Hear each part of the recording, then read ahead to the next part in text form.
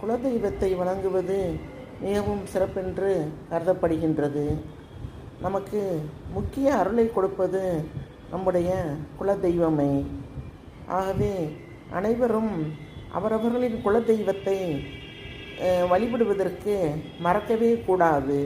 அதுவும் மகா சிவராத்திரி அன்று அவரவர்கள் குலதெய்வத்தை வழிபடுவது மிகவும் சிறந்த நல்ல பலனை கொடுக்கும்.